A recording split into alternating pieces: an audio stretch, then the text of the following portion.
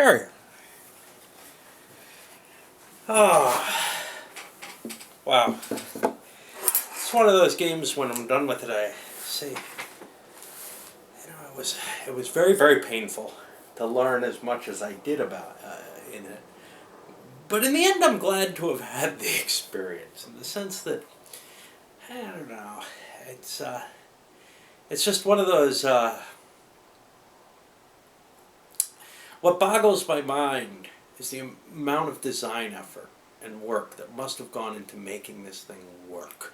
You know, it's almost this vainglorious effort to do without a computer and generate an AI that presents you with a situation that's very, very historically believable.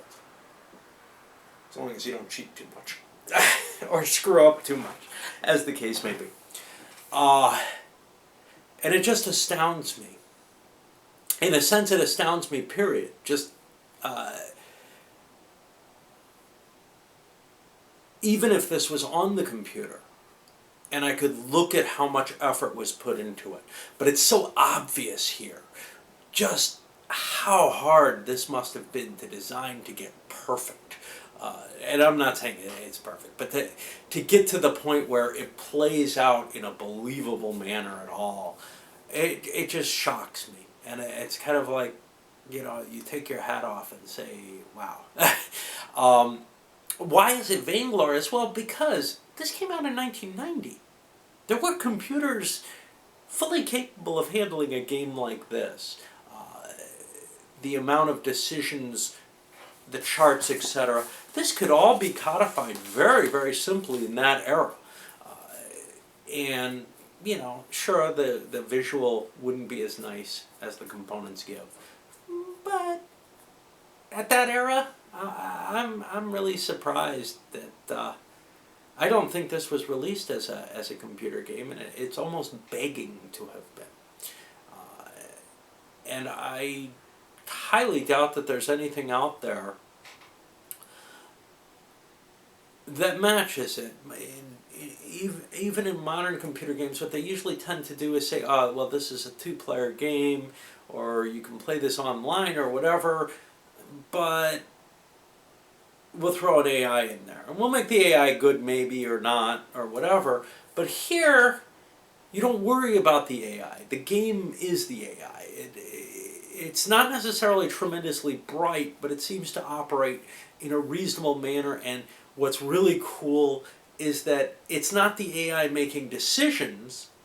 It's the system generating circumstances, scenarios, whatever, on the fly that are plausible. Hey, those planes could be hitting you, and you don't have to worry about designing a two-player game and then an AI to play the other player. And in that sense, I'm actually surprised that it didn't transfer over immediately to a computer game. I know a lot of the Avalon Hill stuff around that era was, and this is almost asking to be. Let's talk about the components a little bit. The map is your kind of standard Victory Games fare. Paper map seems a higher quality than other paper maps. I gripe about it because it has a little bit too much pooch in it. All Victory Games maps seem to have this. They're a little thicker, and they have just a little bit too much mobility in them. If I was someone who liked plexiglass on my games, I would always play my Victory Games stuff under plexi just because it almost always bounces up and throws the counters all over. I've always had an iffy thing. Usually I am not familiar enough with a company to speak to their counters, but I'm real familiar with Victory Games' counters. A lot of information on these guys. Really hard to remember where everything is for me. So I was constantly looking these up in the rolls. That's standard for them.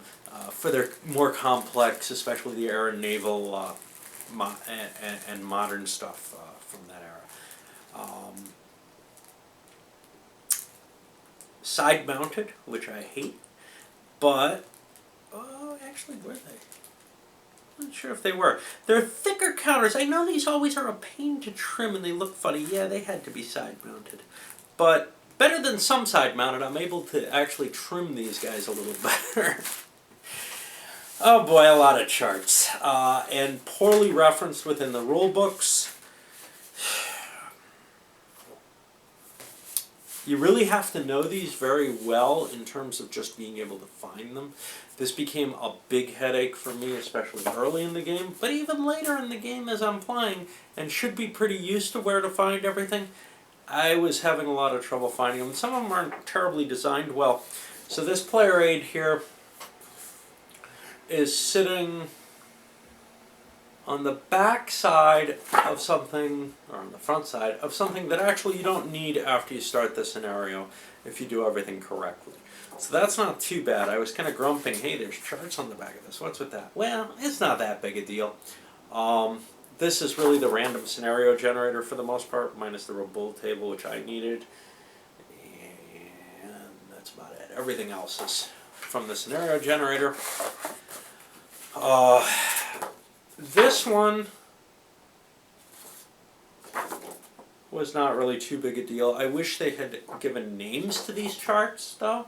This says, it says Carrier Player Aid 2, but then they refer to this side of it as the Advanced Tables chart. It's all the Advanced Tables, but it would be nice if they had labeled these.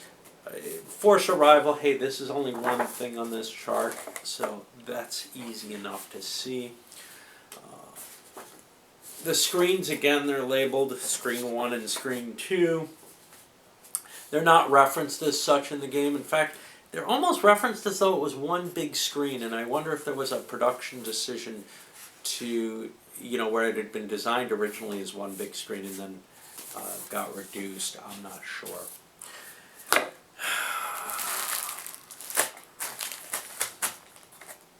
Victory Games dice suck.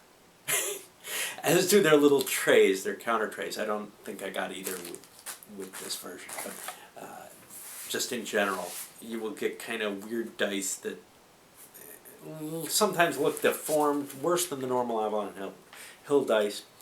And their counter trays were very, very thin plastic. But, they came with them. This rule book I like less than most Victory Games rule books. It reads okay given what the game is. It reads very well given what the game is. Lots of historical notes in it, lots of little, just sort of mixed in with the story, but in a way that works okay. But the numbering is deficient. The number of numbers in it, essentially paragraphs. There are places where you have a reference and it goes pages before you hit the next reference number, just because they don't use the paragraph style, say that SPI did, or Avalon Hills for that matter. They use kind of a, somewhere like this it works just fine. There's just a couple of them, but in some of them I've found a couple pages worth of rules. Here's an example. We're running, starting on page 37, this is 15.2. It runs 1, 2, 3 more pages before we get to the next number, which is a whole new section. That makes referencing difficult. The index will reference by those numbers rather than page numbers, which is fine, except that those numbers are too coarse to really find what you want. And in some cases the index is lacking certain references, gives references under the name that they're accurate as to that word is used there, but it doesn't give the introductory value to it. There still weren't enough charts, etc. Enough room for charts in the game, so notepad for these, you had to copy or draw it out yourself. More charts in the back of the book. All of these necessary to play the game. These aren't just advanced charts in here. There are some tables that are embedded in the rules that don't exist anywhere else. Hard to find, kind of annoying. Constantly find yourself flipping through the rules. The locality of different rules is not well placed at all. That's because this rule book is written so that you can read a couple little things and then play a kind of mindless little scenario. So for example, this first one, hey, the first thing they teach you is how to do air combat, how to do an air attack on the carriers. And then they have a scenario for that. And then they start going into, well, how the air units, how the strike forces in the air move and interact with each other.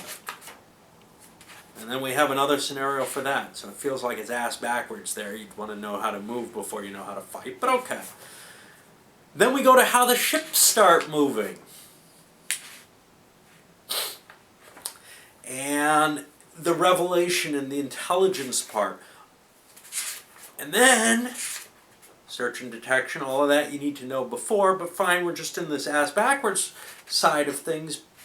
More scenarios, including the air search officer one, which is the one that I did because that seemed the most confusing thing, but I find a lot of the stuff in the standard game, the jump from the air search officer to the standard game is really where all the hard stuff is. Surface combat then is handled, okay. And now we go to the whole procedure for generating Japanese airstrikes way over here.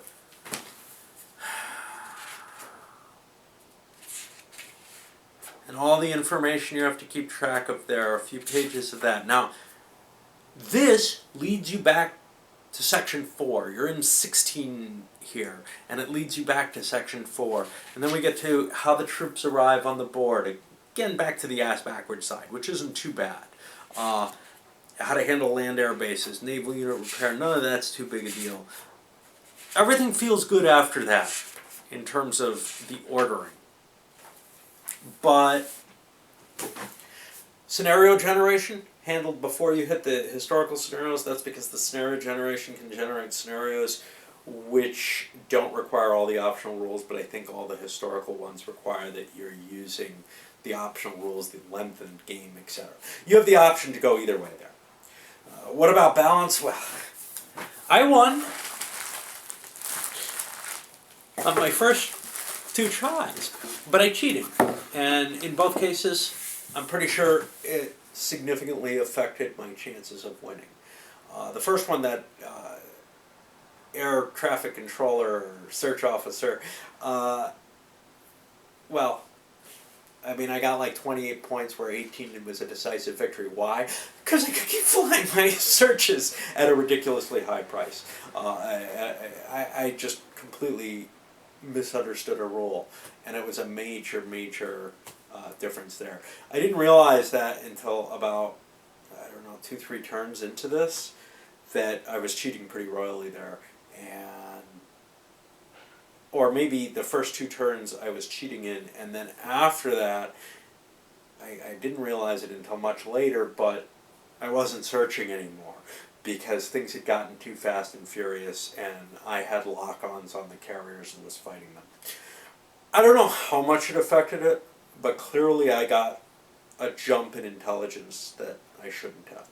And what people tell me who know this game is that this is really tough to win. This is a game where you are going to be challenged by it. And that's kind of cool. I mean, you don't want a solitaire game that you can beat all the time. And I really don't think this was one that you can. In fact, even though I cheated, my victory still wasn't anything overwhelming. I didn't feel I had the forces to pursue the Japanese after they turned and ran. And I feel like if they had pushed the issue, I might not have won. They might have gotten their invasion off they were targeting.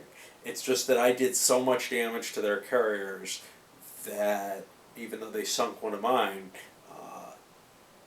they couldn't stomach the fight anymore. And that's all, there's a random factor in all that. They might not have turned.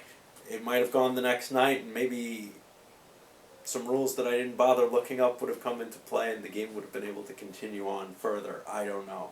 I don't know how the next day reinforcements happen with the full boat. This is a really, really tough thing to learn, though, for someone like me. This totally doesn't suit my tastes in terms of I dislike solitaire-only games. I'm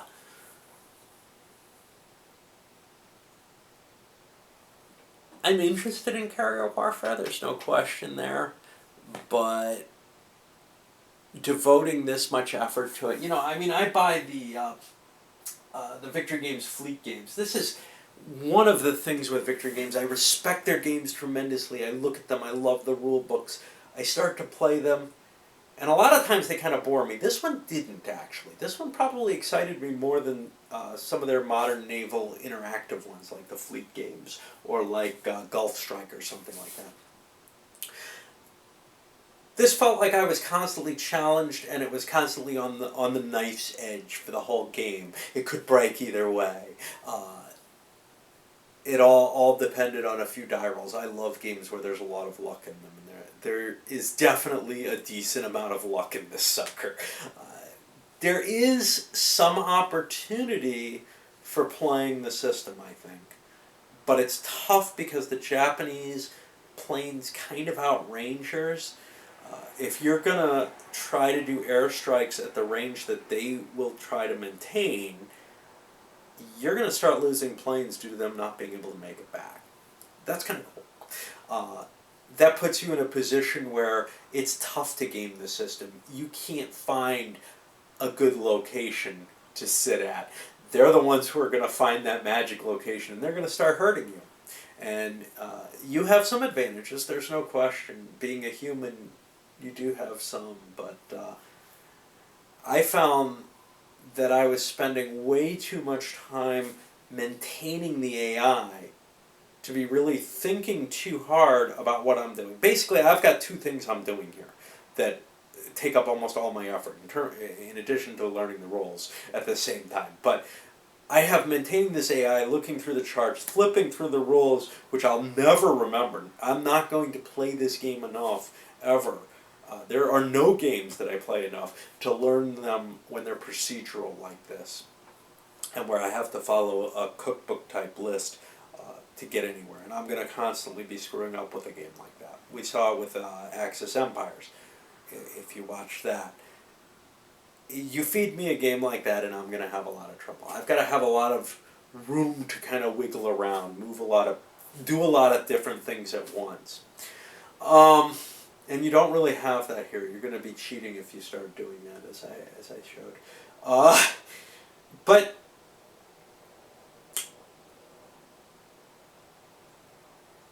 the other thing that I'm doing, other than maintaining the AI, is I'm trying very hard to keep my planes up, keep track of them, make sure that I'm moving everything in the right time. It's a lot. There's a lot of counters up in the air. There's this juggling of your own planes.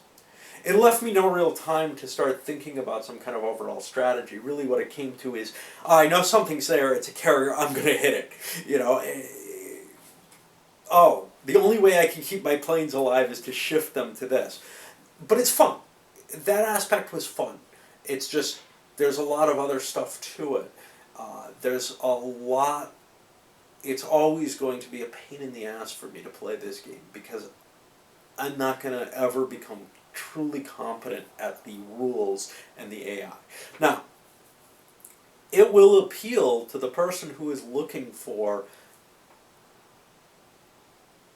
something that they can really play a lot of. If you're willing to invest the time to learn this, like I did, and more, then what you probably want to be is the kind of player who's willing to invest the time to play it a lot of times. This isn't something that's going to stick in, at least in my head, unless I'm playing it continuously. I have to have certain set patterns that I just know, and I'll just be doing these things really quickly. And there's so big a set of different procedures you have to follow in this that I will never hit that level. But if you played it a few times, and then kind of committed to playing it regularly after that, not necessarily, I'm not talking about every week or something. I'm talking about once you kind of know it, you could probably pick it back up again with each playing, as long as you played maybe once or twice a year or something. And I think it would fit a very good location in the person who likes a solitaire game system and who's really interested in World War II carrier fighting. I think this is probably the game, or one of the few games, that you really, really want to own. One of the problems with carrier operations is that they're tough to play solo. I mean, it kept me away from Flat Top. I love Midway, but I can't play it solo easily. Okay, yes, I've done it. But it's not something, I mean, I didn't do it on video because I decided that's just too much for who I am now. Back when I had, a couple dozen games, yeah, I had to try. But it's just, these types of games generally, the carrier is just not, because it's this completely hidden situation. You're trying to find the enemy, and then they don't know if you found them, and they don't know if you can hit them or whatever. And you need something like this to really give you the detail to do that. And if you wanted a board game that's solo, covering all that, well, this is probably worth looking at.